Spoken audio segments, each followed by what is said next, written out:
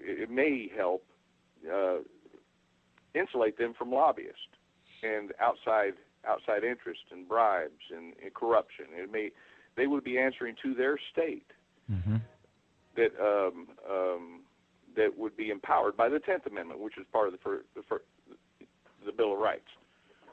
So to simplify the system back to the way it was, I think we'd get a more legitimate, more honest, functioning government. And besides, the reason I was even thinking about running was because of a vote that my senator, one of my senators, or both my senators voted for NDAA that piggybacked the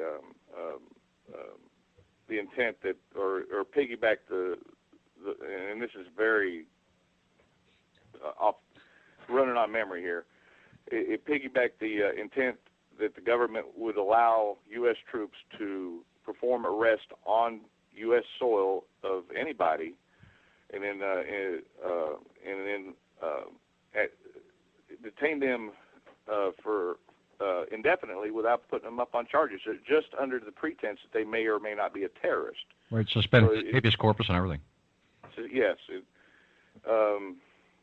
It kind of made me think that we were moving more towards we would breeze through a socialist-style government and then right into a dictatorship. Yeah, that's right. Berlin, 1939. And when you got senators that are voting for this, and I think the vote was 90, or what was it, 88 to, it was a huge majority.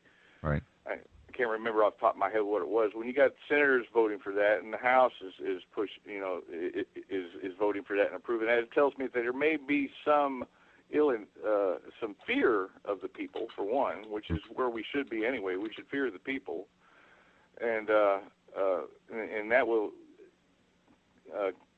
hold tyranny at bay, and there may be some corruption there.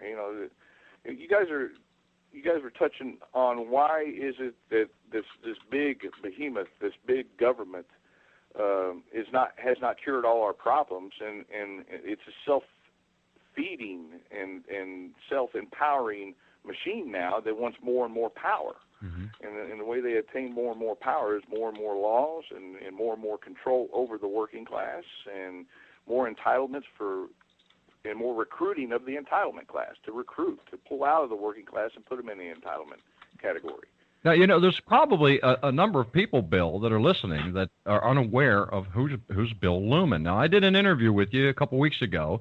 Would you mind taking just a minute here? Now, we're running out of time. We've only got about 10 minutes left. Could you briefly encapsulate for everybody how you came to such notoriety in the last year? It was simple. I had a sign on my truck, or on all my company trucks, that said it was basically a prediction that the sign states, new company policy, I will not hire until Obama is gone. Now, wasn't that really because you had so many people coming up to you saying, hey, buddy, are you hiring? And you were like, no, I know the economy's shot. And they just kept annoying you, and you didn't want to be rude, but you just decided, I'm tired of telling people. Exactly. It evolved from no, we're not hiring, to jokingly telling people, because the economy was in a downturn, an extended downturn, that no, I'm not hiring until Obama's gone, because it was a prediction in my mind. I'm just tired of having people ask me questions. We're running streamlined. We're running profitable. I can't afford to bring anybody else on. It's not in the cards right now. When the economy doesn't uptick, right, of course I'll be hiring. So this was kind of a tongue-in-cheek, but also kind of wishful thinking. But it wasn't necessarily you were trying to start some sort of a grassroots movement or anything. You were just basically voicing your opinion as an American. Yeah, last I heard, we still had a First Amendment. Yeah, right. That's what happened. And tell everybody what happened back at Thanksgiving.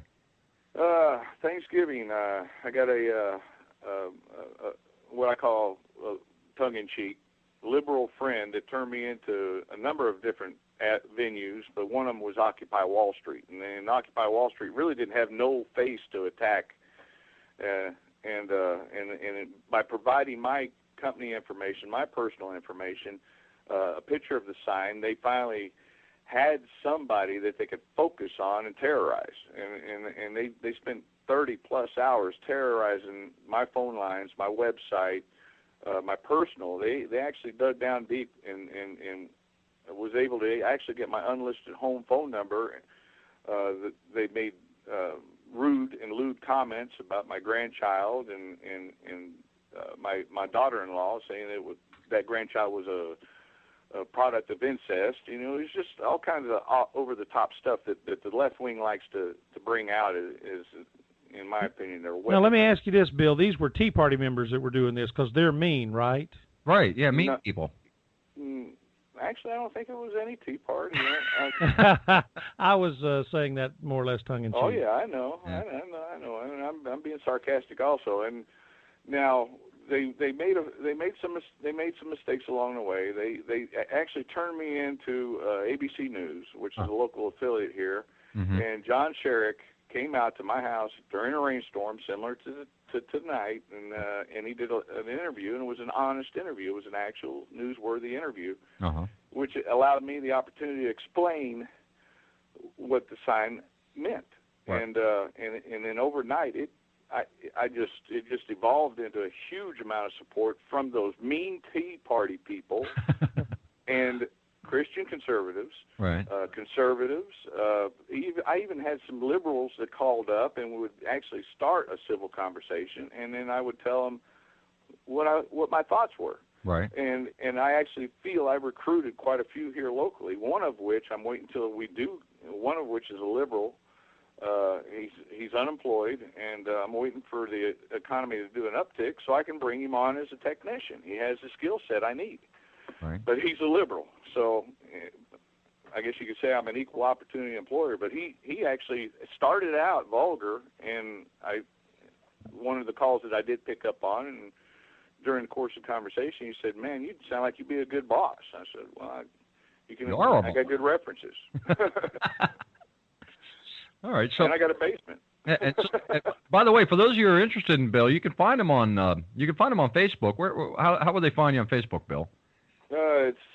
Facebook has made me change my name to a more correct version of my name. It's William Looman, and in parentheses is Bill Looman 3, or right. 3 I's, which stands for 3%. What's the 3%? 3% historically, and you go back to the days of the Tea Party, they estimate that 3% of the populace of the 13 original colonies was actually what started were the original patriots during the American Revolution. And, the 3%ers out here, it's actually probably more realistically somewhere around 50% of the people out here consider themselves 3%ers, whether they tattoo themselves with that mark or not. But it's a conservative movement, just like Tea Party, right. and they walk hand in hand. Yeah. All right, so